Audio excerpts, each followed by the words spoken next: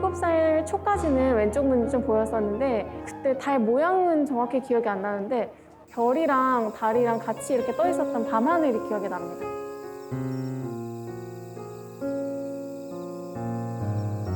여기 보시면 하늘에도 이렇게 백조자리가 있네요. 십자 모양을 하고 있습니다. 야.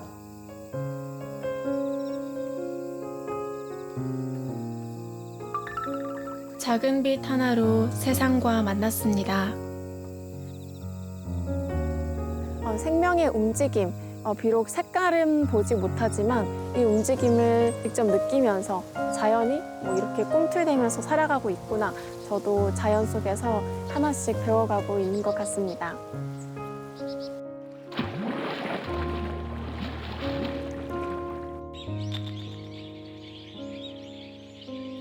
낯선 언어로 늘 가까이 있는 참 고마운 그들의 얼굴을 그려봅니다.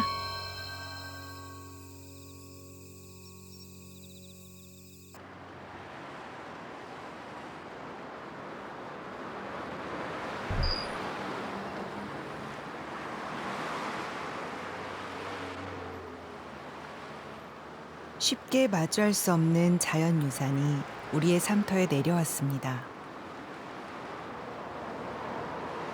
평상시에 자주 보지 못하지만은 이런 화면을 통해서 보니까 되게 씩씩하게 보입니다. 씩씩하고 보존지기가 느껴지는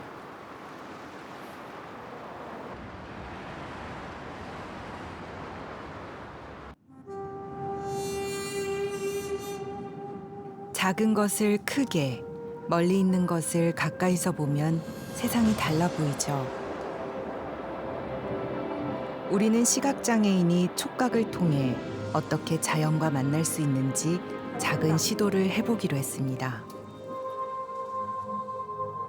우와, 이게 뭐야? 어떤 보물이다. 오, 이런 식으로 영상을 감상한 게 처음이기도 하고 뭔가 내 손의 감각에 좀 더 집중을 하게 되고 영상 속으로 내가 직접 들어가서 경험하는 것 같은 그런 느낌이 들었습니다.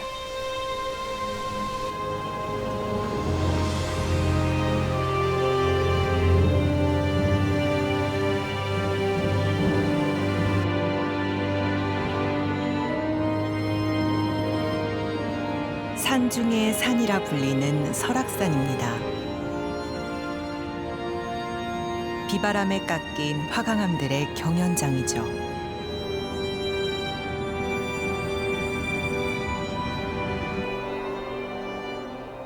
봉우리도 이렇게 까와. 봉우리 뱀. 설악산 6개 봉우리.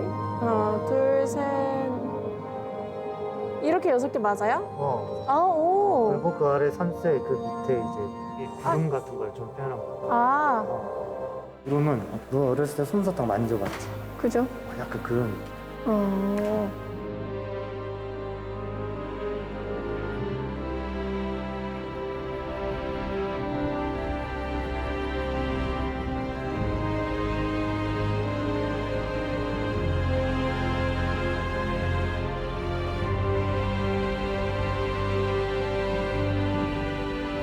수빈 씨는 깎아지른 봉우리 사이 솜사탕처럼 부드러운 구름을 통해 설악산을 만나기 시작했습니다.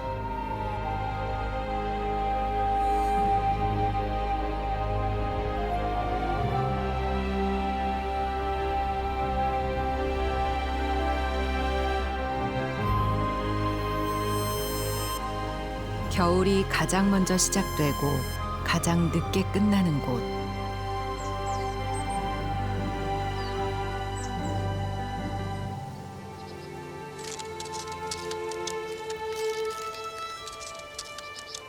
산의 얼음장을 밀어내며 여린 생명이 고개를 내밉니다.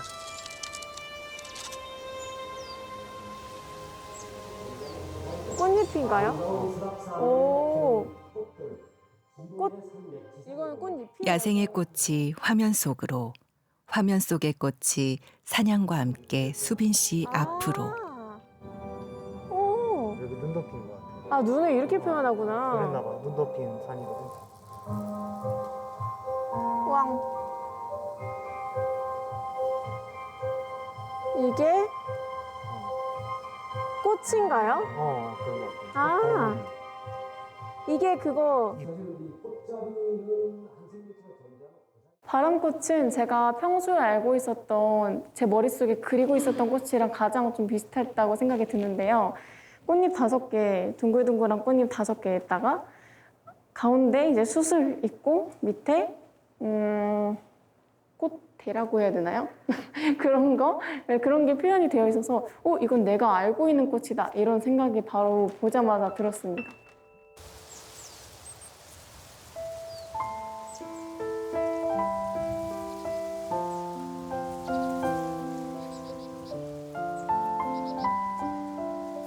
꽃잎 하나하나, 꽃술 하나하나가 말을 걸어옵니다.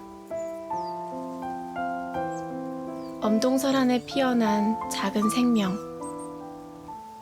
다른 꽃과의 경쟁을 피하기 위해 애써 겨울산에 피었다는 게 더욱 애틋하기만 하네요. 추운 겨울에 피고 있는 작은 꽃인데 우리는 더 작아져 있어. 그래서 잎이 엄청 커. 우리가 한 알음, 두 알음만큼 앞에 크게 있어. 노란색 꽃잎이고 얘가 얼음이 있는데도 겨울철에 지금 피고 있어. 그럼 흰색이 섞여 있어요? 흰색, 노란색 꽃잎이고 눈인 거죠? 그렇지. 눈은 아래. 아, 여기. 얼음 눈이 좀 보이고. 오, 예쁘네. 거기 위로. 이렇게 엄청 크게 내 있어. 상상. 우리 눈앞에 여기 크게 있어.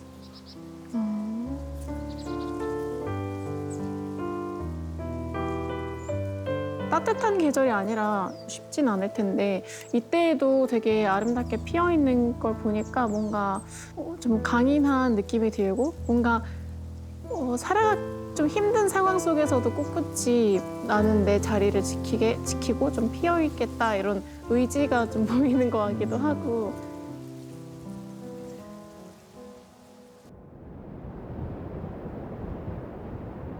설악산 구석구석 깎아지른 바위를 터전 삼아 살아가는 야생을 만나볼까요? 사냥은 맹수를 피해 벼랑 끝의 삶을 택했고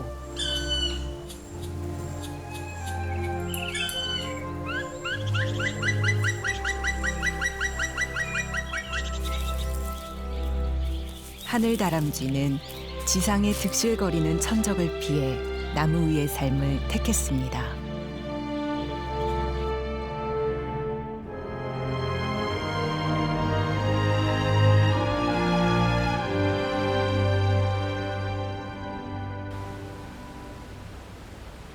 결코 이슬 한 방울, 안개 한 줌도 허투루 흐르지 않는 자연.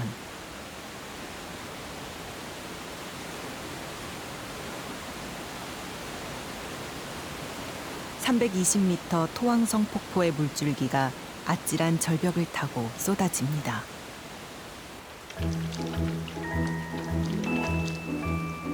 하지만 거슬러 오르는 물고기도 있죠. 집채만한 크기로 다가온 이 물고기.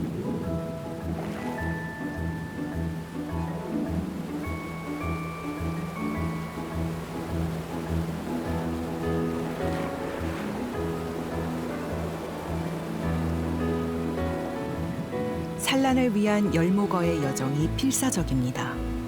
열목어는 오로지 등 지느러미와 꼬리의 추진력만으로 거센 물살을 이겨내죠.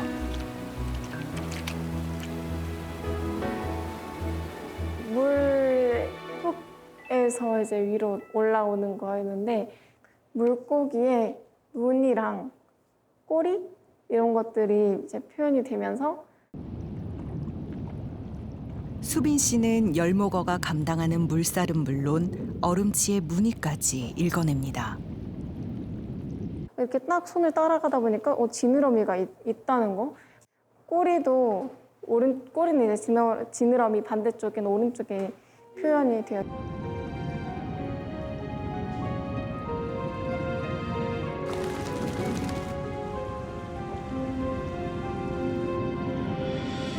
자연은 종종 상식을 넘어서죠.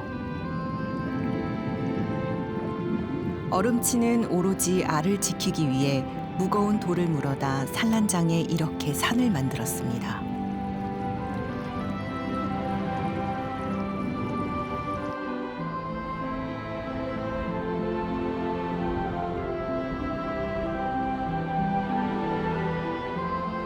밝음과 어둠, 높음과 낮음 없이 이어지는 게 생명의 무대죠.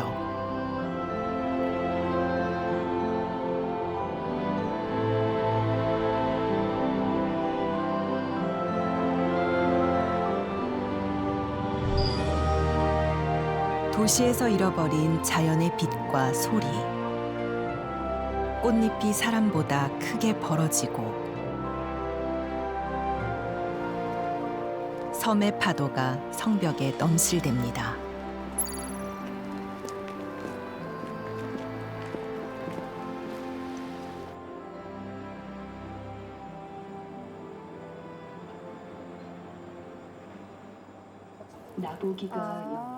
시각장애인을 위한 문학관도 있습니다. 수빈 씨와 같은 시각장애인도 글로만 접했던 시를 점자 이미지를 통해 생생하게 감상할 수 있죠. 아, 이건 사람이고. 근데 모든 죽어가는 것을 사랑해야지. 모든 죽어가는 것을 사랑해야지라고 했는데 여기 큰 잎이 있는데 이 잎이 뭔가 아직 손에 잎이 닿진 않았지만 잎이 떨어지는 건 잎이 죽는 거잖아요. 뭔가 그런 것들까지도 뭔가 잡으려고 하는 그런 느낌이 들어서 되게 신기했어요. 모든 죽어가는 것을 사랑해야지. 죽는 날까지 하늘을 우러러 한 점 부끄럼이 없기를. 잎새에 이는 바람에도 나는 괴로워했다. 별을 노래하는 마음으로 모든 죽어가는 것을 사랑해야지. 그리고 나한테 주어진 길을 걸어가야겠다. 오늘 밤에도 별이 바람에 스치운다.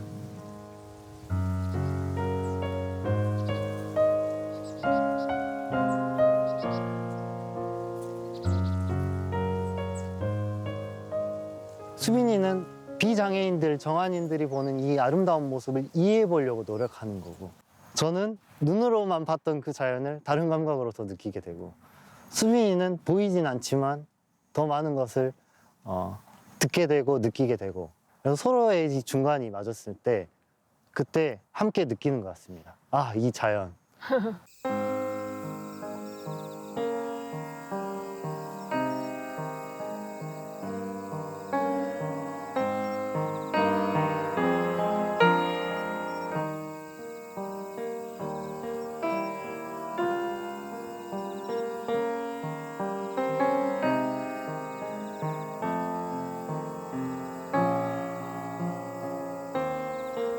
한 아이가 태어났습니다.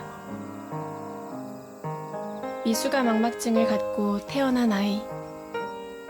아이는 7살 적 한쪽 눈에 남아있던 작은 빛마저 잃어버렸습니다.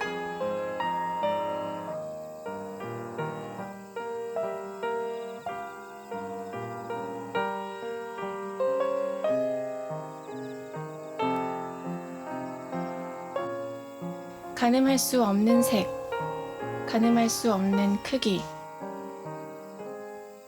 가늠할 수 없는 거리를 생각해 보신 적 있으신가요?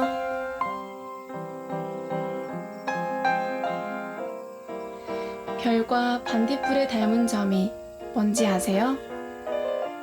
스스로 빛을 낸다는 것. 반딧불이가 빛을 통해서 서로 소통하고 대화하고 또 서로를 사랑한다는 그런 신호를 보낸다는 게 되게 신기하고 그게 좀 더 낭만적인 그런 느낌이 드는 것 같습니다.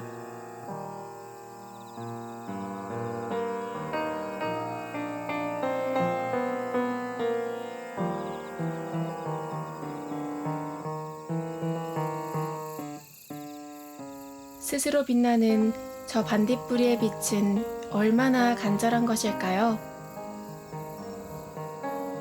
세상에 스스로 빛나는 것은 많지 않겠죠?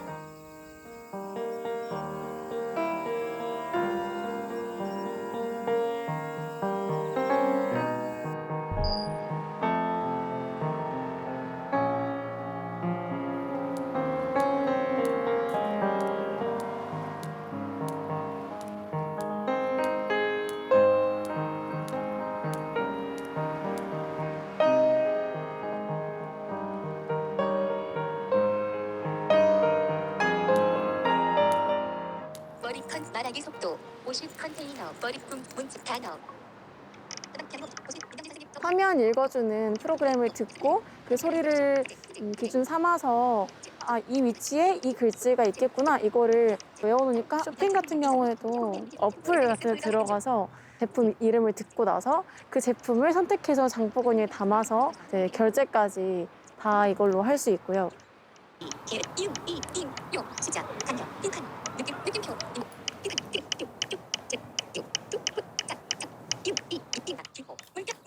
수빈 씨의 대학 생활은 여느 친구들과 다르지 않습니다.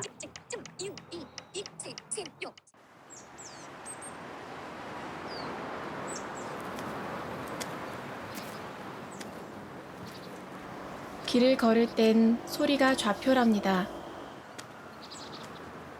흰 지팡이로는 공간을 열어가죠.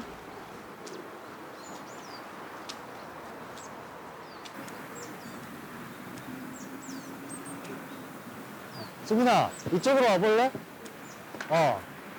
오른쪽 사람들 운동하는 소리 들려? 걸어가고 공 차는 소리 들리지? 그럼 차가 지나다니는 쪽은 어디야? 그렇지, 그쪽이 도로 쪽이고 운동장 쪽이 어디일 것 같아? 그렇죠, 들리지? 이쪽으로 와볼래? 선생님 쪽으로 와.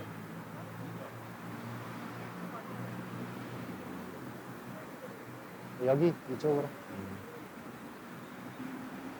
바닥에 낙엽 더 많아졌지. 이쪽? 어, 이쪽이요. 이쪽 근처? 수빈아, 새소리 어디서 나?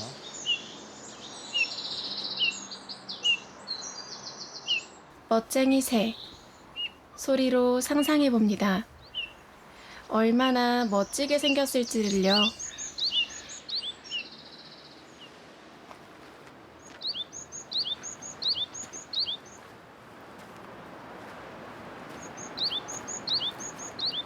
수빈아, 가볼까? 네.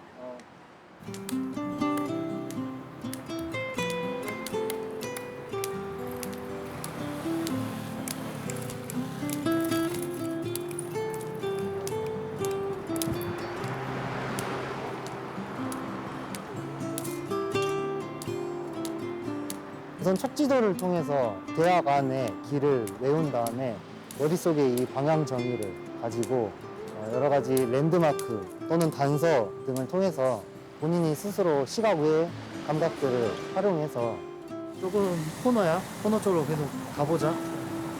알았지? 이쪽으로. 이쪽 코너거든? 살짝 이렇게 코너거든? 쭉 가보자. 강의실 가는 길을 다시 떠올립니다. 어떤 직선 보행 그대로.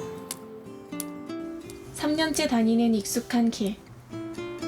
한 발 한 발 내디디며 저를 둘러싼 계절의 변화를 읽어봅니다.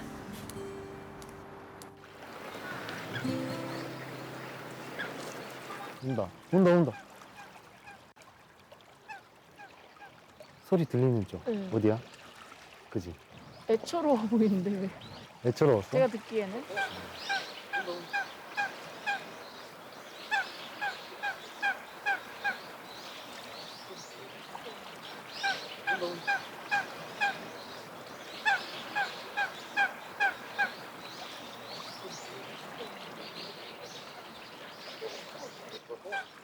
많은 사람들에겐 늘 보는 평범한 호수일 수 있습니다.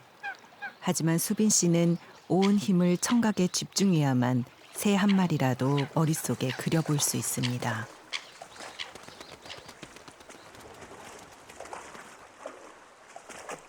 그리고 물 위로 타다다닥 물을 치는 소리를 네네. 들었지. 한 마리, 저쪽 두 마리, 저기 세 마리. 다 다 멀리 갔어 지금. 아까 소리 들었지? 네. 소리 어떻게 났어? 그걸 저 따라하는 거예요? 한번 어떤 소리 났어? 까까까까. 이러면서 맞아. 오늘도 우리 곁에 꿈틀대는 자연의 이야기. 점자책을 펼쳐 궁금증을 풀어봅니다. 발가락이 많이 안 나왔어요. 하나도 그러네. 말았어요. 얘는 좀 자랐다. 얘는 얘는 약간 자라는 중인데 앞다리 뒷다리가 다 있네요. 얘는 줄기 같고 약간 나무 전체적인 모양 같은데 나무의 뿌리는 모르겠어요. 떡잎. 이렇게 어떤 식물이 자라나는 과정을 하나하나 직접 볼 수는 없는데 만져보니까 일단 뭔가 이게 자라서 이 모양이 된다는 것 자체가 너무 신기하고 성장하는 과정을 보니까 뭔가 자연이라는 게 되게 사람들이 뭘 하지 않아도 스스로 성장을 할 수도 있잖아요. 근데 그거 자체도 너무 신기하더라고요.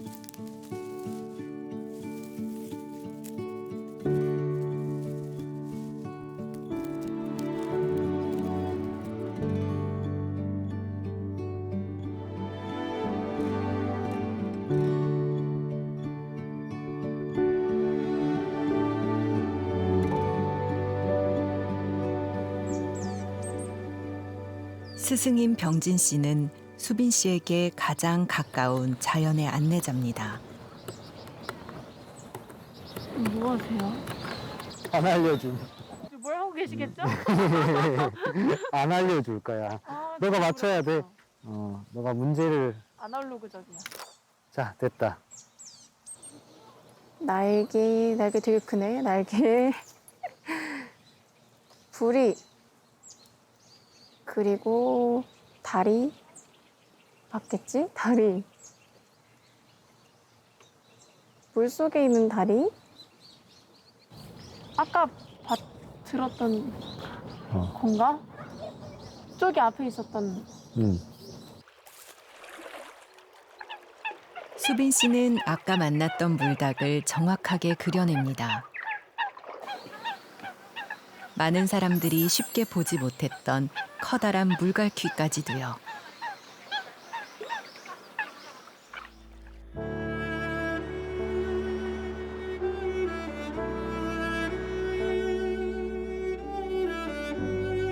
여기 한 화가가 있습니다. 화가는 작은 빛조차 볼 수 없습니다. 빛조차 제가 구별을 못할 정도로 안 보이거든요. 평생을 이렇게 미술만은 전념을 다해서 했는데 이렇게 안 보이고 산다는 것은 표현할 수 없을 정도로 힘듭니다.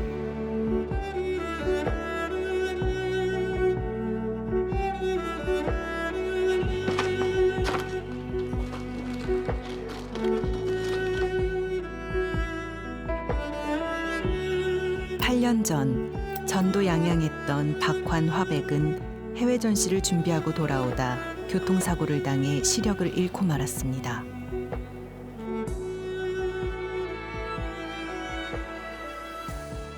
제가 늘 그림을 워낙 좋아해서 그런지는 모르겠지만 그림을 그리게 되면은 안 좋은 것들이 점차 사라지고 그림에만 몰두하게 돼요. 그는 화가의 길을 포기하려 했지만 숲이 안내자가 돼줬습니다.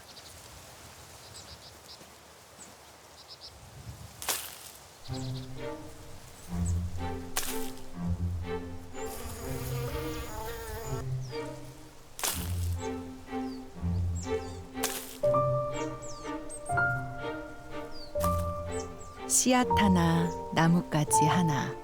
매일 다른 이야기를 들려주는 숲의 재료로 박환 화백은 그림을 그리기로 했습니다.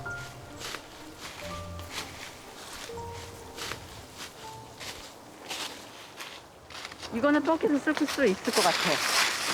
앉아봐봐. 쓸만해? 이거는 굵은나무는 딱이야. 근데 이제 가는 게 좀 찾기가 힘들어서 이제 가는 게 필요한데.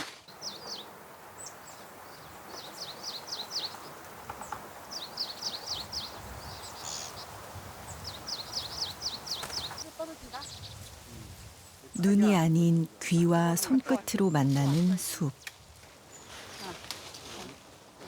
이건 무슨 색깔이야? 이거?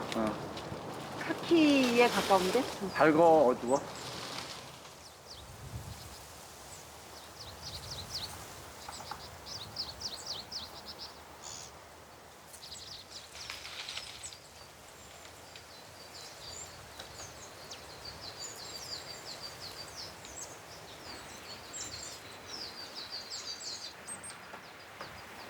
애벌레를 찾기 위해 나무의 내면을 가장 잘 알아야 하는 딱따구리와 박환 화백과의 만남.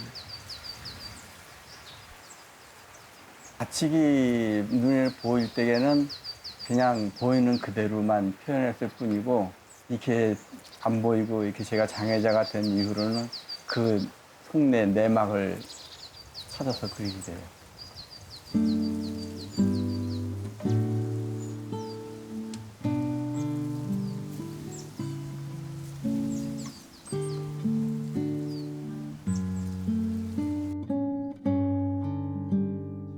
색도 형태도 구분할 수 없는데 그림은 어떻게 그릴까요? 빛이 많이 굳혔잖아요. 이게 그냥 꽂아놓은 게 아니라 위치 선정이요. 요 간격이 가까이 있는 거, 또 떨어져 있는 거, 이걸 제가 다 기억하고 있어야 돼요. 색감이며 어떻게 표현한 그걸 다 만져보면 제가 기억을 해야 돼요.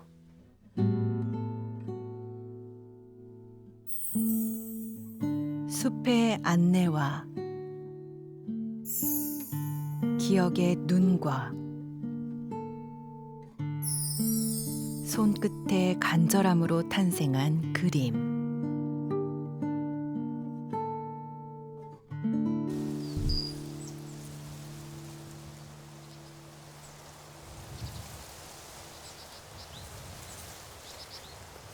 한 그루 나무가 가진 생의 부피를 생각해 보신 적 있으신가요? 우와, 이만큼도 안 돼. 형 아니야, 형? 이거? 거의 벽인데? 따뜻따뜻하지? 가장 화려한 빛깔로 우뚝 선 나무. 오른쪽 위에가 빨간색이거든? 오른쪽으로 이쪽이요? 갈수록 더 빨간색이야. 아, 지금. 그라데이션이야 뭐. 그라데이션. 햇빛이 드는 방에서. 움직이지 못하는 이 가을 나무가 보지 못하는 수빈 씨에게 나지막히 이야기를 전합니다.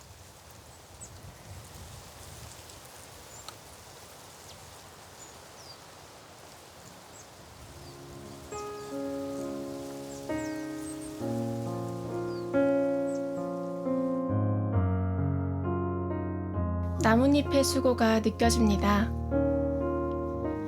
햇볕과 물을 붙잡기 위해 이 나무는 얼마나 애썼을까요?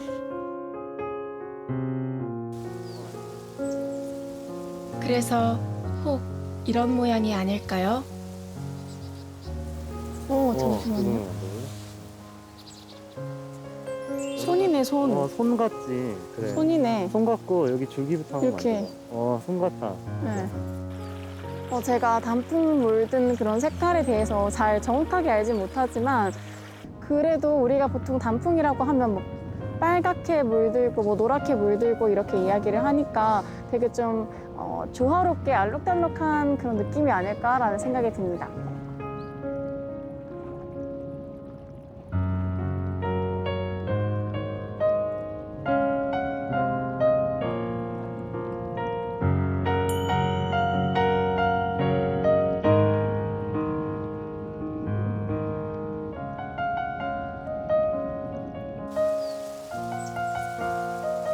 보이지 않아도 더듬더듬 만지면 알 수 있는 것들.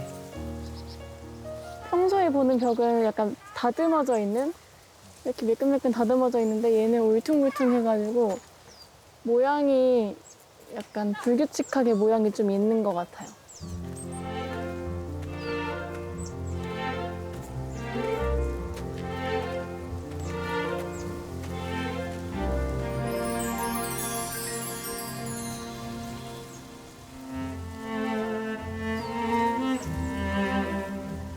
선운사 뒤란 차밭을 찾았습니다.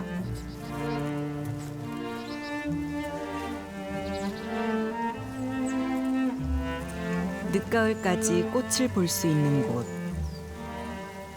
많은 이들에겐 당연한 꽃망울이지만 수빈 씨에겐 모든 게 수수께끼입니다. 오, 동그란데 이렇게 동그랄 수가 있나? 약간 구슬처럼. 이건 뭐 같아? 구슬처럼 생겼는데 입 옆에 있으니까 꽃 관련된 것이 아닐까.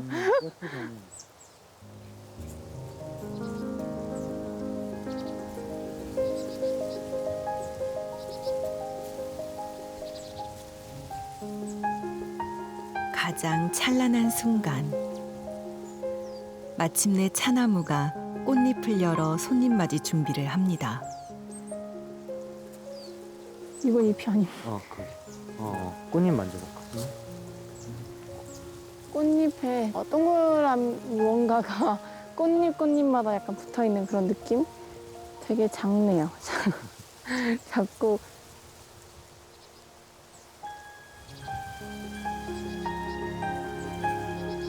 꽃이 드문 시기에 보이지 않는 곳에서 살짝 고개를 내밀어 벌과 나비에게 양식을 내주는 꽃.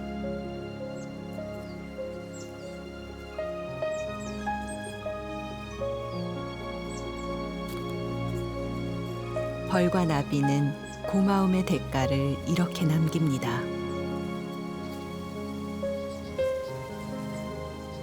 그거 뭐야? 이거는 약간 동그라미 2개 붙어있는 눈사람이 옆으로 붙어있는 느낌이랄까요?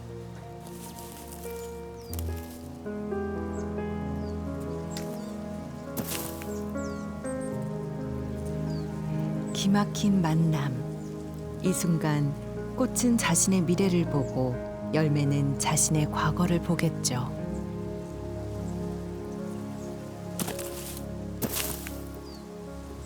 씨앗이 2개 있는 애, 3개 있는 애 열매. 아, 그게 씨앗 다르구나. 차이구나. 그래서 한 개는 눈사람이고 한 개는 부족한 하트. 하트로.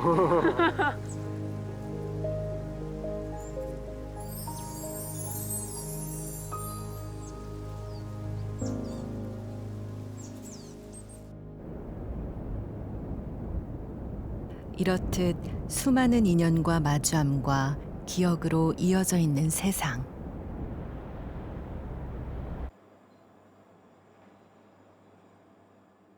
예, 요거 있잖아요. 이거 한번 만져보시겠어요? 여기 손 이렇게 하고 여기.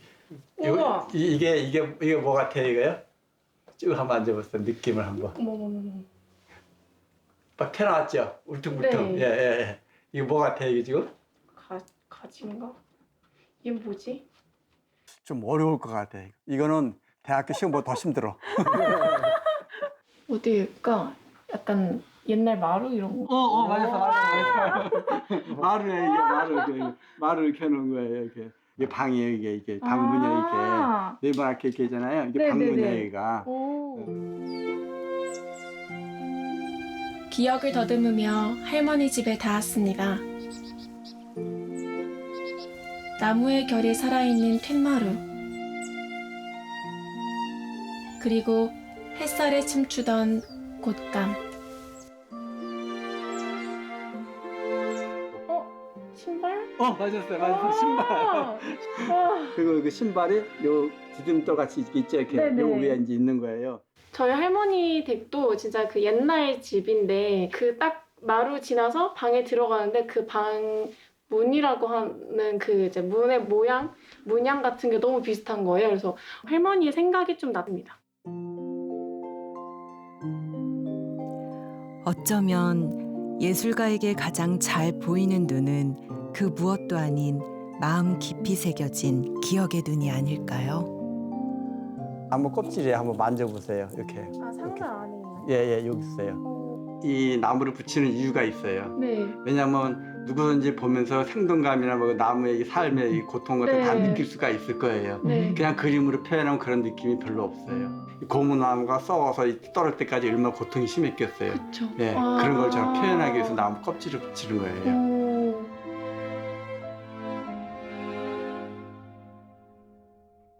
눈이 아닌 기억으로 그림을 그리신다는 선생님.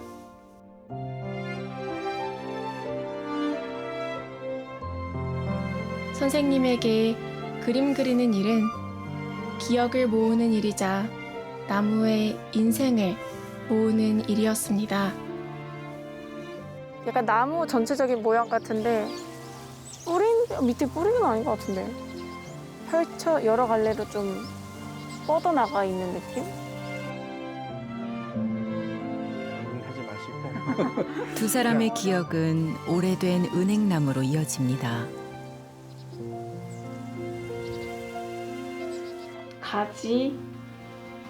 가지들. 나무 네. 잎사귀. 잎사귀. 예. 제 기억의 연두색은 예. 초록색보다 조금 더 연한. 예, 그렇죠. 예, 맞아요. 더 같은 밝고. 느낌? 네네네. 예, 그런 거예요. 봄 있잖아, 봄. 새싹이 아. 막 떠나는 거. 그걸 네. 표현한 거예요. 아, 이 눈부신 초록.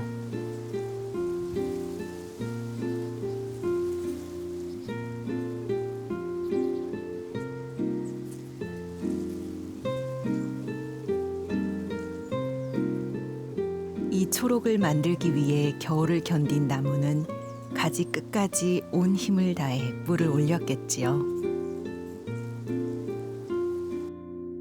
요것은 봄을 좀 표현한 겁니다. 그래서 이파리가 새싹이 조금씩 이렇게 좀 나왔을 거예요, 아마. 맞아요? 봄 그 느낌 나요? 아, 희망이요. 새싹이 나온 것은 처음에 시작하는 거잖아요. 그래서 점점 커지고 또 가지가 뻗어나가고 해서 내일에 대한 희망을 표현한 겁니다.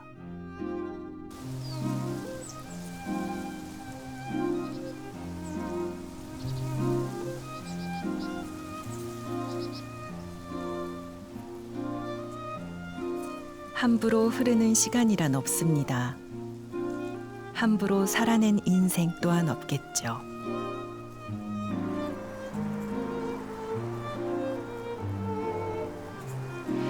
지난 시절 800번 새순을 밀어 올리고 800번 노랗게 물든 잎을 떨어뜨리며 제자리를 지켜왔을 은행나무. 굴곡이 있네. 점짜기는 제 팔이 짧아요. 그러니까 안았을 때 좀 남을 것 같은 느낌? 그런 정도인 것 같은데 아까 나무 되게 크다고 했는데 뭐지?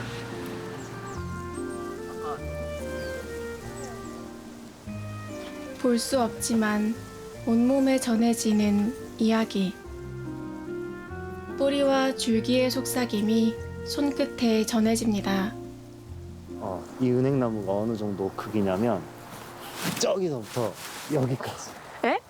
이게 하나예요? 이게 나무가 이 정도 크기인데 지금 이게 하나겠지 생각했는데 옆에 바로 또 붙어 있고 또 붙어 있고 해가지고 뭔가 기둥이 쭉쭉쭉쭉 세워져 있는 느낌이었고 얘는 사람 팔처럼 이렇게 약간 뻗어 있더라고요. 그래서 800년의 인생을 봤을 때 뭔가 이 크기가 이제 약간 그럴만하다, 클만하네 이렇게 생각이 들고요.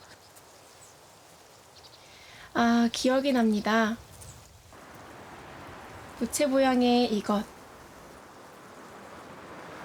나무는 계속해서 같은 자리에서 있잖아요. 그래서 나무의 입장에서 생각을 해본다면 살짝 좀 외롭지 않을까 이런 생각도 가지고 있고 800년 동안 이렇게 살아있다는 거, 살아있으면서 바람도 많이 맞고 뭐 태풍이 오면 그 태풍에도 버티고 그래서 굉장히 힘든 일이 많았겠지만 지금은 그래도 좀 쉴 수 있는 그런, 왜냐하면 그만큼 또 시간이 지난 만큼 더 단단해지고 그랬지 않았을까라는 생각이 듭니다.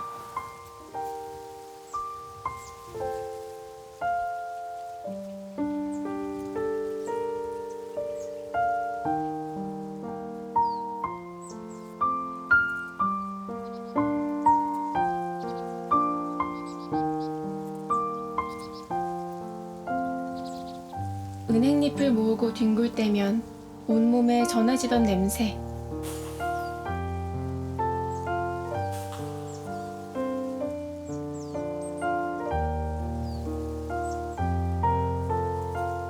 은행잎을 만지며 나무의 일생을 다시 생각해 봅니다.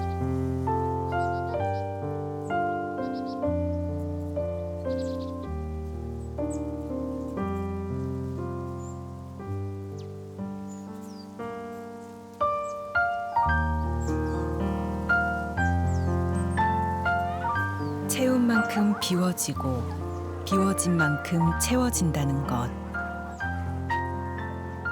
이것이 쉽게 가늠할 수 없는 한 나무의 일생이자 은행잎 하나하나가 결코 사소할 수 없는 이유입니다.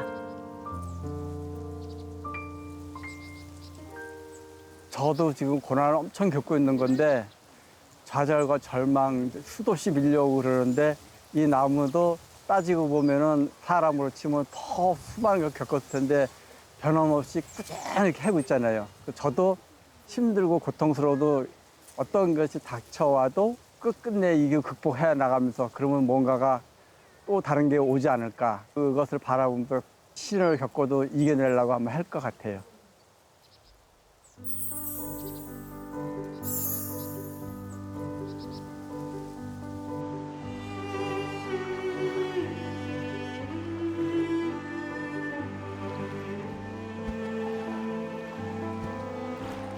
날개편 길이 2m, 몸무게 10kg.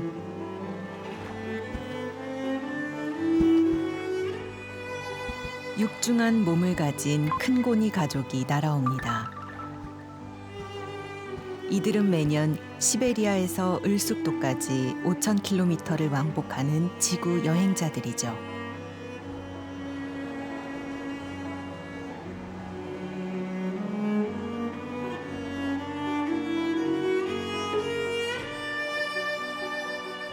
자연은 크게, 사람은 작게. 작은 존재가 돼보면 잘 보이지 않는 것들을 볼 수 있습니다.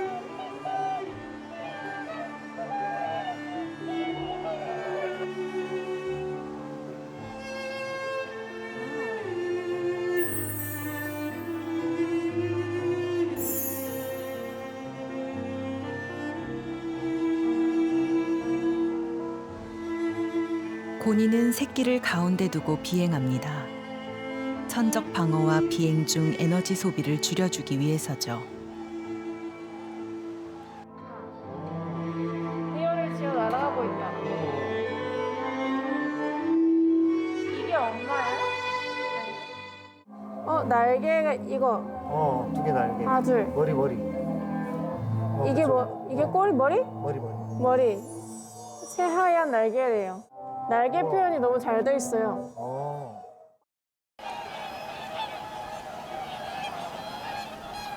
오로지 두 날개의 힘으로 끌고 온 육중한 몸.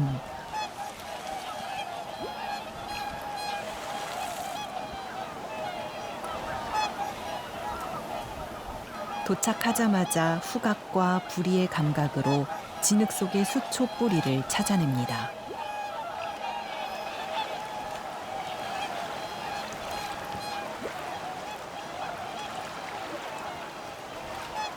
네 마리, 5마리 정도 있었는데 화면 해설에서 새가 날아가는데 엄마 새가 제일 앞에 있다라고 얘기해 주니까 아 이게 엄마 새구나를 알게 되고 또 이게 새라고 하니까 새가 어딨지? 만져봤는데 하나 이렇게 서로 수평을 이루어서 간다고 했었던 것 같은데 그 설명을 듣고 또 만지니까 아 이렇게 날아가고 있구나 이걸 알게 되었습니다.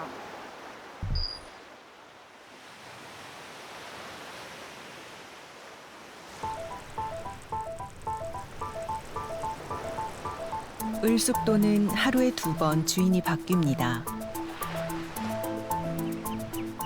물이 빠지면 개들이 밖으로 나오고 도요새는 이 타이밍을 놓치지 않습니다.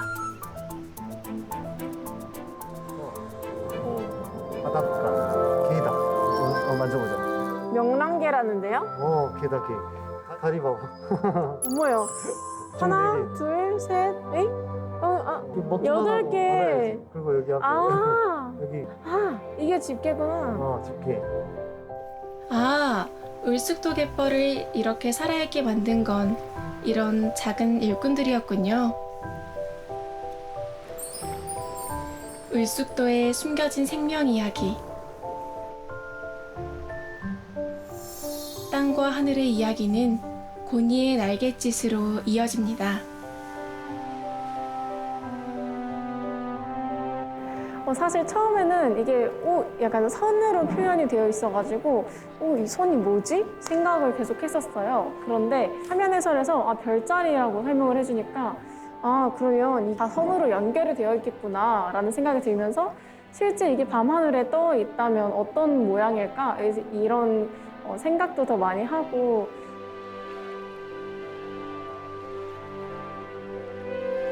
고니의 잠자리로 고니의 별자리가 내려오네요.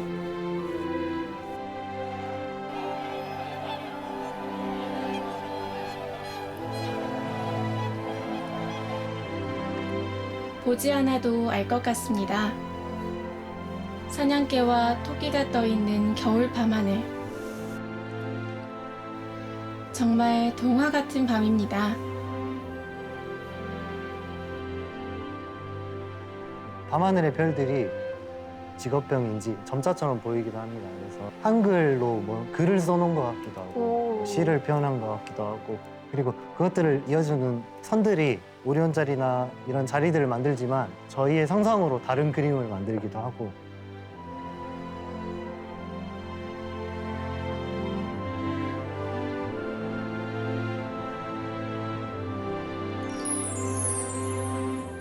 철새의 하늘길에 담긴 별 이야기. 작은 점들이 이어져 하늘과 땅의 생명의 이야기를 남깁니다. 그냥 직진이야, 알았지? 네. 가운데로 좀만 더 갈 거거든. 달리지. 하나, 가자. 이쪽. 좋아. 감각에 의지해 바퀴를 굴립니다. 소리에 의지해 믿음으로 직진해야죠. 원래 배웠어요. 원래 저희 학교 애들은 막 자전거 타거든요. 근데 사람들이 비장애인들이 시각장애 어떻게 타 하는데 이제 다 가르쳐서 타거든요. 장애인식 개선하는 거 있잖아요. 못할 것 같은 걸 막 하는 거죠.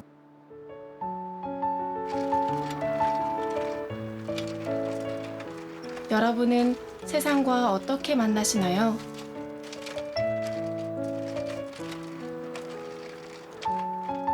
수빈이는 손끝으로 만납니다.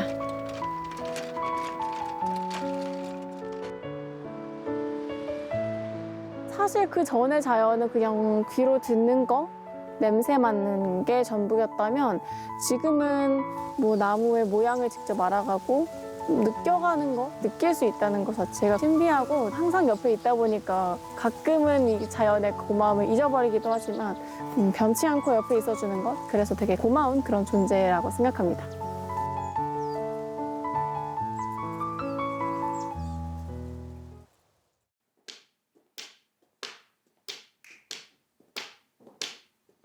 늘 가까이 있는 참 고마운 그들의 얼굴을 그려봅니다. 어둠 속에서도 꽃을 피우는 것은 간절한 삶의 의지가 담겨 있기 때문이겠죠. 추운 겨울에 피고 있는 작은 꽃인데 우리는 더 작아져 있어. 오, 예쁘네. 잎사귀를 타고 있고 날아갔어.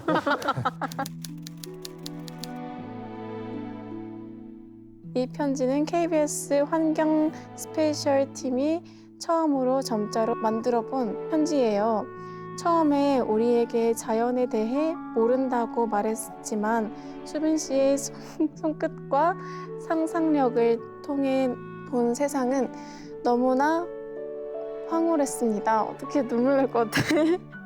우리도 몰랐던 자연의 아름다움을 일깨워 주셔서 고맙습니다.